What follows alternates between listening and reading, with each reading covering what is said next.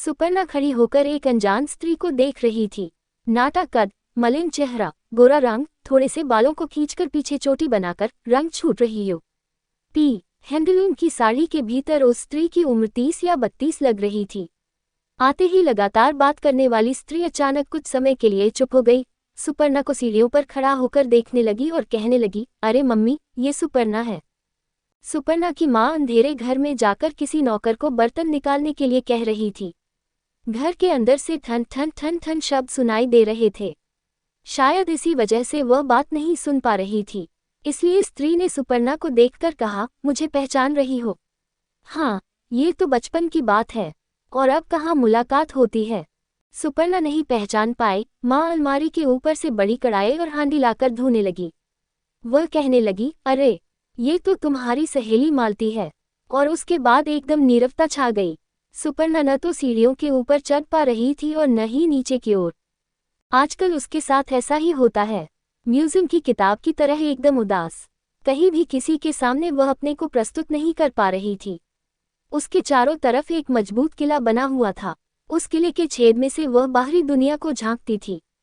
कोई उसे स्पर्श नहीं कर पाता था। ये भगवान का शुक्र है जो मालती ने चुप्पी तोड़ी, नहीं तो इस तरह चुप्पी का खेल खेला जाता बहुत समय तक, जो खत्म नहीं होता। हमारे भाई राम की शादी है, इसलिए पीतल के बर्तन लेने आई थी। मालती की यही स्वरोक्ति सुपर्णा के लिए थी। उसके बाद सुपर्णा को अपनी खोली से बाहर आना उचित लगा। गले न मिलने पर भी मस्तिष्क की स्मृतियां, छाती की कोठरी न दिखाने पर भी गले से आवाज निकालना ठीक था। मैं अतीत दिनों की वही सुपर्णा हूँ। अभी भी मेरे ये पॉजिटिव खून में बचपन की यादें ताजी है। दौड़ने भागने की स्मृतियां तरोताज़ा है। उस समय सुपर्णा मूंग, उड़द, गेहूं के पहाड़ चढ़ती थी, केरोसिन के हौद में दौती थी, जूट के बादलों में तैरती थी। पकी महुली की चिपचिपाहट और गंध उसे अच्छी नहीं लगती थी। लून के सफ़ेद पहाड़ देखकर उन पर चढ़ने की इच्छा होती थी। किसी चोट वाली जगह लून के कारण जलने का भय था और इसलिए वह चढ़ नहीं पा रही थी। उस समय पिताजी ने एक मारवाड़ी व्यापारी के साथ मिलकर कमीशन का धंधा शुरू कर दिया था और इस सिलसिले में सुपर्णा उन सारे गोदामों की राजकुमारी थी। उस समय सुपर्णा ने स्कूल की दूसरी कक्षा में अपना नाम लिखवाया था। स्याही की गोलियां और लकड़ी की कलम से लिखने में असमर्थता जताकर पेन के लिए लड़ने लगती थी। उसके पिता स्टेशन पर माल लोड के समय दर्जन के भाव पेन खरीद कर लाए थे। सुपर्णा की रोज रोज की हट से वह तंग आ चुके थे। कभी पिटाई के बाद भी जिद पर अड़े रहना। आखिरकार वह एक पेन निदान पाने के लिए दे देते थे। साधारण पेन से काफी छोटे लिलीपुट पेन को हमेशा वह खो देती थी। 2 नए पैसों में बड़ा 10 पैसे और 2 नए पैसे मिलाकर 2 आने में पका मांस मिलता था गुड़िया की दुकान पर। 5 पैसों के साथ कुछ पैसे लेकर स्कूल जाती थी सुपर्णा। शाल के पत्तों से बने दोनों में दाल वड़ा लेकर किसी सुविधा वाली जगह पर खाने के लिए सुपर्णा स्कूल का मैदान पार करते समय एक दिन कहीं से कौए ने आकर उसके वड़े झपट लिए। हाथ पर गिर गई दाल की सब्जी। उस समय सुपर्णा का रुआसी अवस्था में मालती से दोस्ती और परिचय हुआ। कौवा स्कूल की छत में बैठकर सुपर्णा के 2 पैसों के वड़ों को चोंच मारकर खाते देखकर मालती ने एक छोटा कनका उसकी तरफ फेंका। कनक के भय से कौवा थोड़ा दूर जाकर सुपर्णा को चिढ़ाने के लिए वड़ों के पास जाकर बैठ जाता था। पाकी मौसी के पास से मालती 2 पैसों के चने लाए और दोनों मिलकर आधा आधा करके खा रही थी। मालती का घर उसके घर से केवल 3 घर छोड़कर था। फिर भी इस घटना से पहले उन लोगों का कभी परिचय नहीं था। मालती जाति से माली थी और सुपर्णा के दादाजी एक नामी व्यापारी थे। सुपर्णा के जन्म से पहले ही दादाजी की मृत्यु हो गई थी। फिर भी सुपर्णा का एक अलग परिचय था, दादाजी के पोनी के हिसाब से। सुपर्णा को उस समय तक कोई समझ न थी। बड़े पिताजी का घर पैसे वाला था, उनका और चाचा जी का परिवार तो मध्यम वर्गीय परिवार था। बड़े पिताजी के घर में एक बहुत बड़े हॉल में बेसन, मैदा, सूजी के डिब्बे और बोरे भरे हुए थे। सामने के घर में साबुन, तेल के डिब्बे खुले बोरों में सजाकर रखी हुई पीली लाल दालें। कभी जरूरत पड़ने पर सुपर्णा किलो चीनी, किलो दाल मांगकर लाती थी। एक काना आदमी जो मुनीम का काम करता था, वह अपनी नीली आंखों से देख रहा था और एक खाते में लिखकर ले जाने के लिए कह रहा था। बचपन से ही सुपर्णा बहुत अन्यमनस्क रहती थी। एक बार दुकान पर जाकर मांगने लगी थी, आलू पकौड़ी 4 आना और 25 कड़े पान। दुकान के सभी लोगों के चेहरे पर हंसी फूट पड़ी। सुपर्णा नर्वस हो गई थी। क्या लोगी बेटी? नीली आंखों वाले काने आदमी ने पूछा। फिर वही बात, आलू पकौड़ी 4 आना और 25 कड़े पान। दुकान के नौकर अट्टहास करने लगे। बड़े पिताजी एक दीवान पर गद्दी बिछाकर बैठे हुए थे। अपने गोल्डन फ्रेम वाले चश्मे से झांककर हुंकार करते हुए पूछने लगे, बुद्धू, पान, आलू, पकौड़ी लेने आई हो? पान, आलू, पकौड़ी यहाँ मिलते हैं। सुपर्णा का ध्यान लौट आया।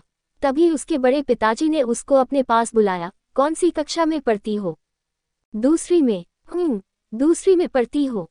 बताओ। राम 3 रुपए लेकर बाजार गया। 2 रुपए के आलू खरीदे। अब उसके पास कितने रुपए बचे?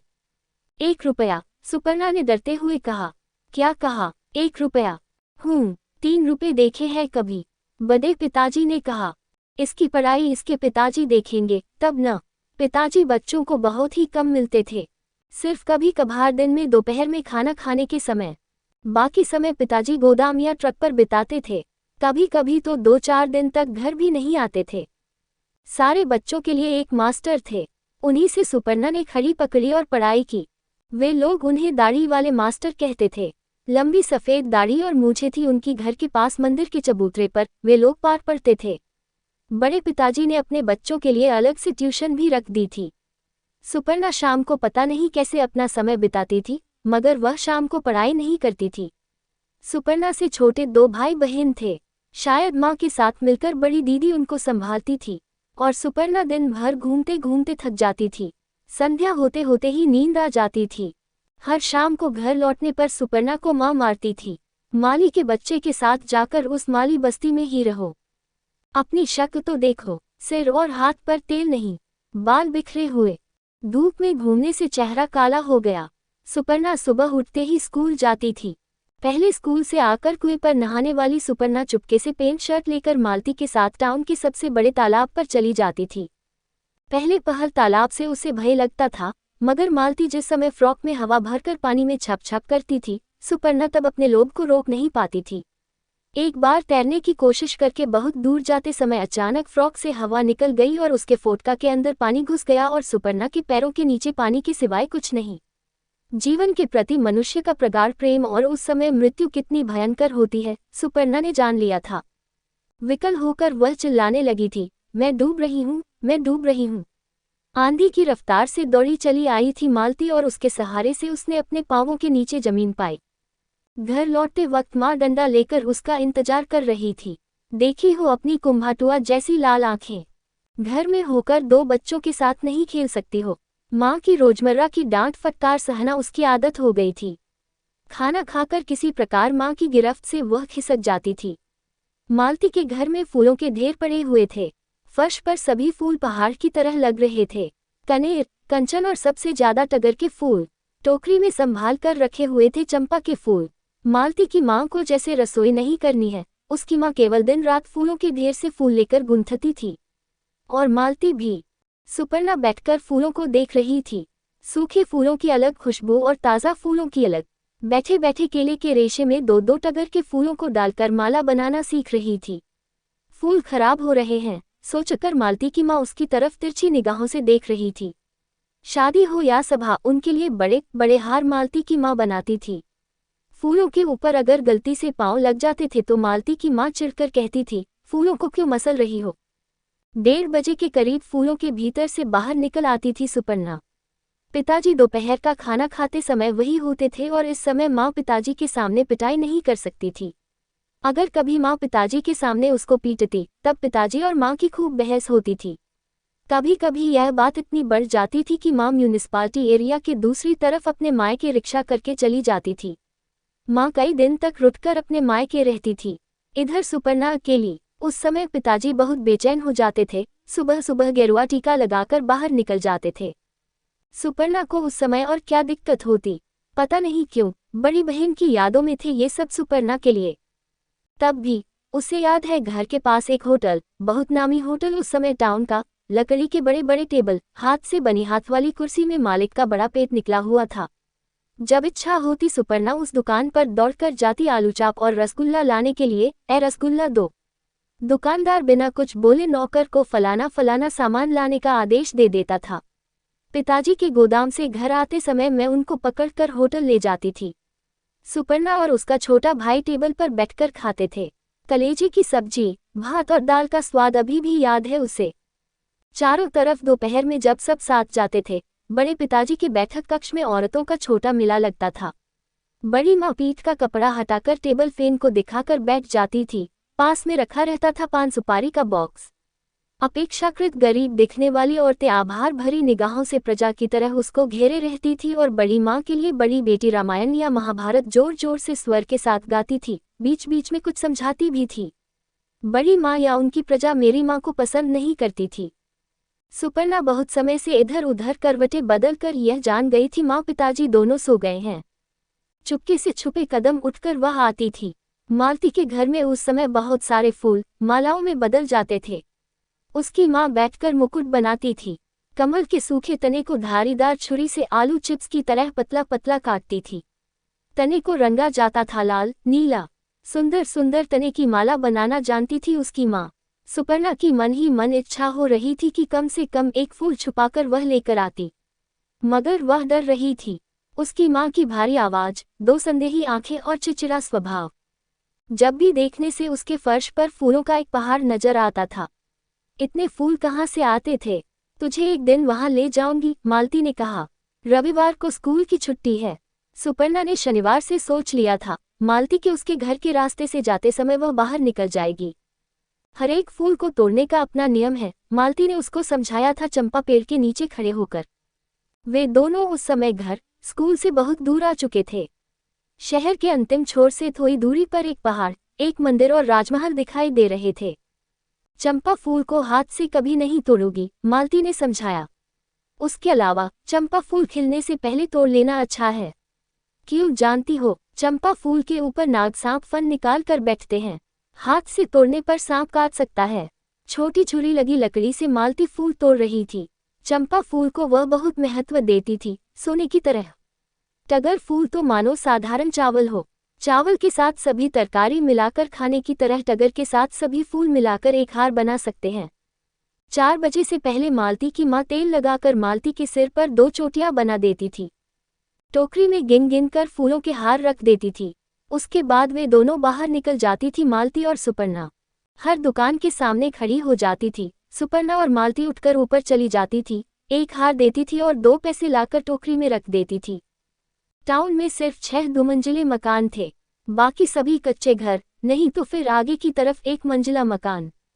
सोने चांदी के काम करने वालों के बहुत छोटे मकान, छोटे दरवाजे और भीतर से अंधेरा ही अंधेरा।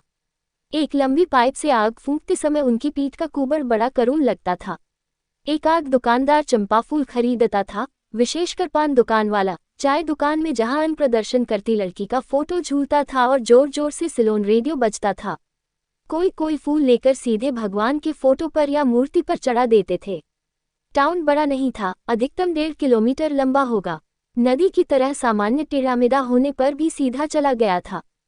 अंतिम फूल एक मुसलमान की भट्टी के लिए रखे जाते थे, गोलाकार मिट्टी की भट्टी, वहीं से पावरोटी और केक बनते थे। फूल देने पर वह मुसलमान बुजुर्ग एक छोटा केक देता था। केक को देखते ही सुपर्णा को उसे छूने की इच्छा हो गई। मालती को देखकर लग रहा था जैसे उसको देने की बिल्कुल इच्छा नहीं है। कागज में लपेटकर उसे अपने पॉकेट में डाल देती थी। संध्या को और एक काम था मालती का। सुपर्णा के घर के पास मंदिर, जहां पूरे परिवार के बच्चे पढ़ते थे, वहां संध्या को आरती के समय घंटा बजाने का काम था मालती का।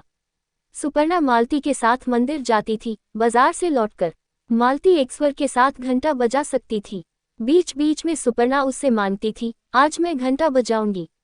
सुपर्णा के घंटा बजाने के बेताल शब्द सुनकर पुजारी उसकी तरफ तिरछी निगाहों से देखता था और सुपर्णा घंटा फेंककर घर भाग जाती थी। उस साल अर्धवार्षिक परीक्षा में फेल हो गई सुपर्णा।